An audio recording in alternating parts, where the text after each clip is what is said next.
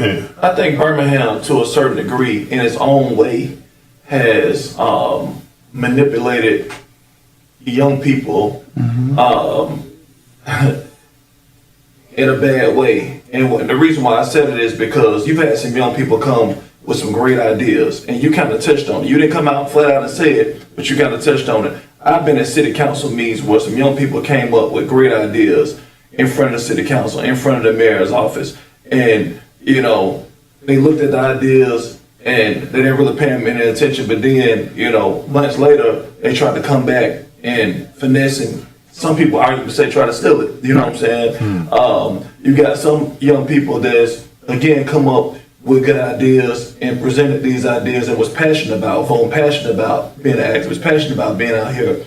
And because of the old regime of Birmingham, you know, well, yeah, you too young, you too this. That's why I was happy we was able to get Jeremy LePage on here, to where somebody like him say, you know what, I'm gonna move to Huntsville, I'm gonna move to Texas, I'm gonna move to Atlanta, and next thing you know, he may be a state representative somewhere like that. So I think Birmingham, you know, and I know some of the younger candidates have caught a little scrutiny because, you know, you got Winnie Fairfield, I think he's 18 running, you got Jeremy 26 running, I think it's another young guy like 23 or something like that. But I feel like that Birmingham more than ever now, even if these young people don't get elected, we've got to, you know, put them in somebody's cubby hole, you know, to be developed, because this is really our future. And we've lost too many young people to other cities in Birmingham, which goes along with losing the people in the communities like you talking about. Right.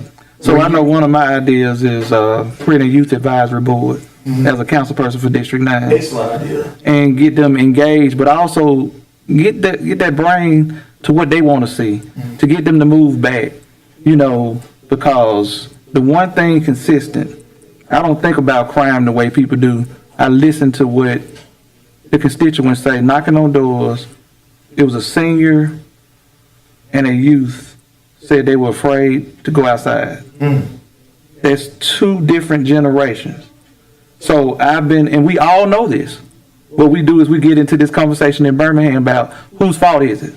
But we got a problem.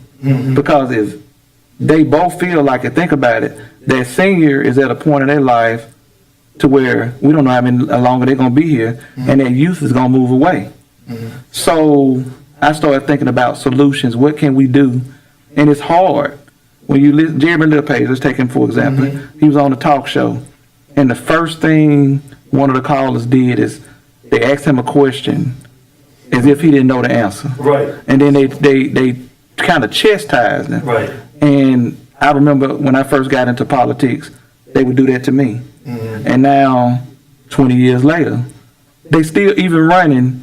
I've been called a little boy. I'm a dad. I'm a husband.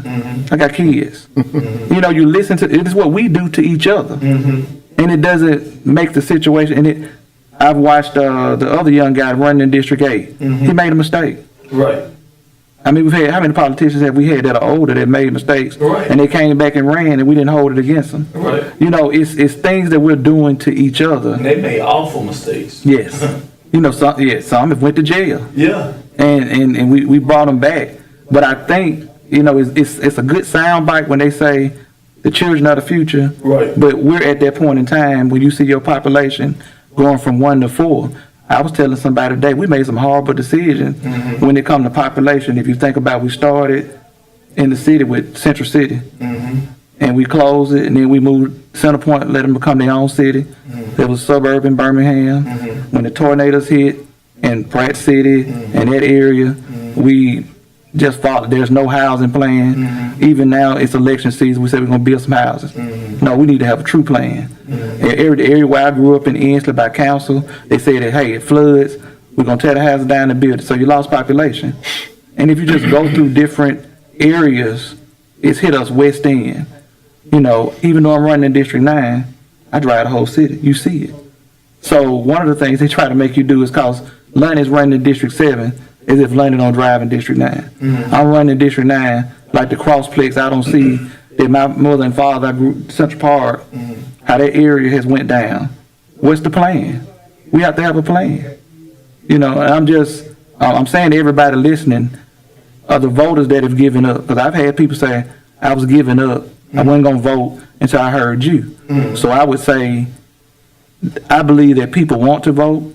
I think as candidates, we have to be honest and not make it personal. There are a lot of people running that have a personal vendetta of something that person that's in office did to them. I know for me, none of these people are the office of my friend. They're just servants, supposed to be serving the people.